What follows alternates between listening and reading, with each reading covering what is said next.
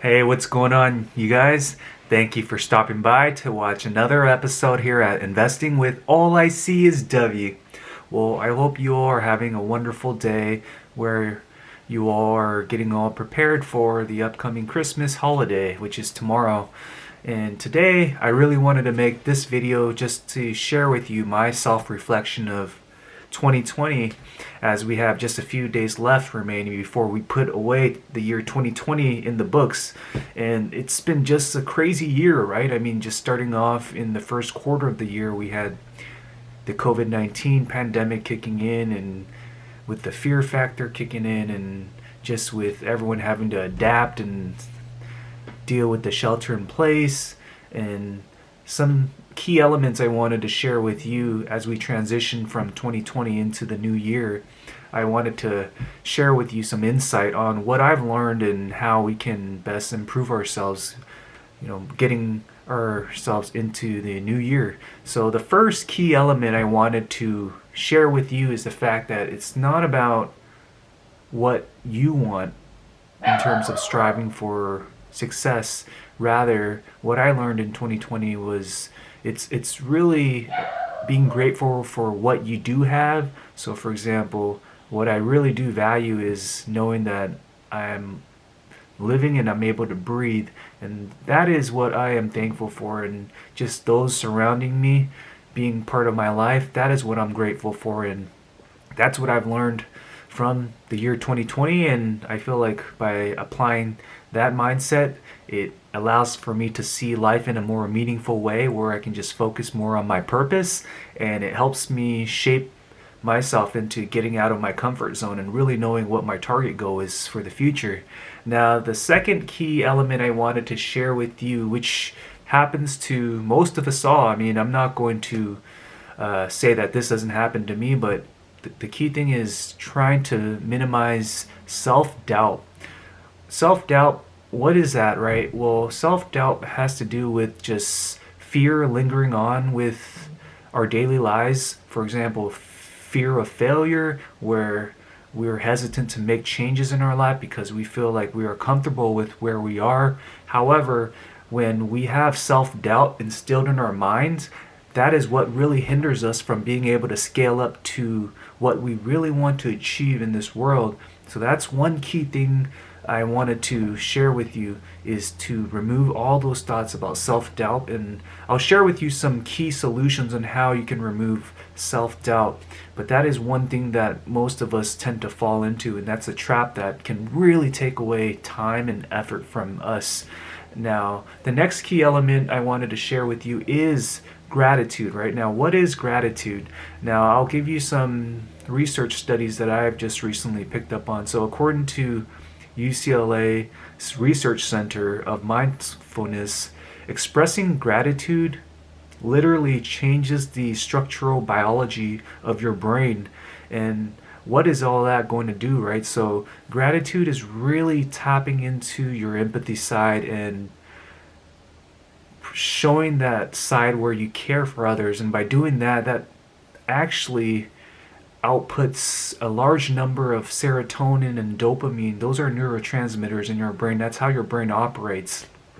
But by naturally activating serotonin and dopamine in your brain, that is what really allows for you to have that sense of gratitude towards others. And once you reach that threshold of gratitude, I'm going to tell you that you will display such a great attitude from the inside out. I mean, most people, others will perceive you based on how you look from the outside, but the key fundamental thing is knowing that you have that beauty within inside you, and that is all dependent on gratitude. And you have a limbic system in your brain where that's the emotional side of your brain, such as the amygdala as well. By practicing gratitude, such as getting a cup of coffee for someone out on the street that has limitations with finances. So what's interesting was, like, when I met my girlfriend, like, one of our first few dates was going out to eat and getting like coffee. And what really struck me was the fact that she insisted on getting another person coffee on the street when that person had asked for money. So I thought that was just so sexy how I saw that happen, and that's what really made me appreciate her. And I'm just so grateful for her to be in my life because of those little small minute things in life that you see from other people. And that really makes you happy as well by doing things that make others feel good. And it's that give and take methodology. You gotta give to take, and by doing that, that's how you will be able to scale out from your comfort zone. Now, the next key aspect, I've touched on this briefly, is in order for you to get out of your comfort zone, you definitely have to express knowing how to be brave and being bold, right? What does all that mean? Being bold has to do with being very confident and just taking risks with a side of being creative as well, right? I mean, in life, there are two people that I kind of classify in this world. One, it's either you're very smart, or two, you're just like a normal person. Now, the key difference is that when you're very smart, you tend to think of all the negative possible outcomes that can happen, while the normal person, let's say if the normal person thinks from an optimistic perspective, then that person is hopeful, and you can demonstrate being more bold in that kind of sense. Now, that's not to say that a smart person is not able to pick up strategies of a person who's optimistic, and an optimistic person cannot be smart. It can work both ways. However, what I'm trying to say is that the smart person tends to deal with all of the negative social implications that can happen, and that is what causes the smart person to stay in their comfort zone. So for example, it's similar to like investing in stocks, right? I mean, some smart people may think that it may be risky in that they can potentially lose money, and for those reasons they tend not to get involved with the stock market. However, for a person like me who is fearless in that I want to take risks in value add opportunities, I will take that opportunity to be bold and place my money and park it there with anticipation that it will grow. And that's just thinking of things from a positive outlook and taking that risk. So that's very important. And one key thing is, when you do practice becoming bold, you're going to challenge whatever fears that you have in place, whether it's you being afraid to talk to the person that you like, whether you're afraid to speak in front of like a large crowd of like 100 to 1,000 people in front of the audience.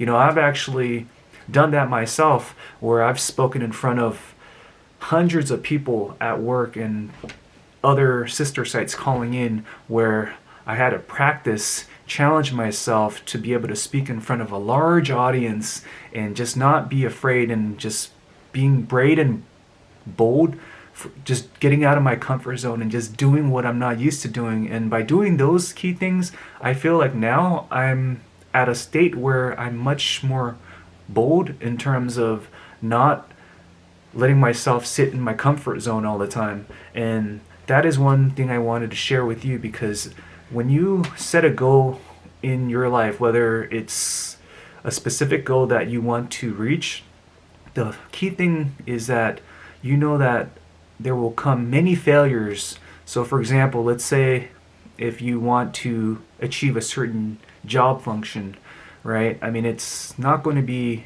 easy to get to where you are. Some people tend to just take on the position that's given to them. Rather, you should set the goal of what you truly want in this world, and be mindful that when you do try to achieve that goal, you will fail most of the time. So in most cases, you would fail like 80 to 90% of the time, while the last attempt, one attempt out of the 10 times, you will likely succeed. And by practicing that over time, you will develop a personality of becoming very confident and bold, and not being afraid to do anything that would make you feel fearful in this world. And when you do fear, that's when you're thinking about your comfort zone. And now's the time for all of us to practice getting out of our comfort zone and doing things that we're not used to. And that is how you're going to be able to achieve what you want to do in this world. And I think that's very key, and that's fundamental, and that's what I've learned throughout my year of 2020. And with me, I mean, just getting out of my marriage, I mean, that was a bold move that I had got out of. I mean, I felt like I was always in my comfort zone and I feared getting out of that, but I made and took the leap of faith in 2020 because I just knew that things were unhealthy and it would just be better for both of us to take our separate paths. And for those reasons, I feel like I am a much happier person.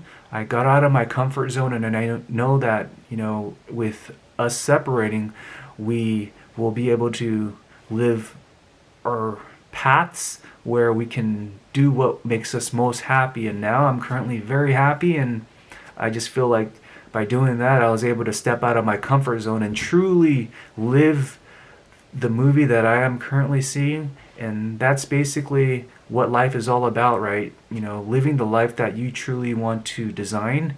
And that's what's key to make yourself truly happy. So I just wanted to make this video to share with you some key important elements that I've learned. And I hope that I was able to share with you some solutions and some great self-development strategies for how you can improve yourself in the year 2020 by also goal setting.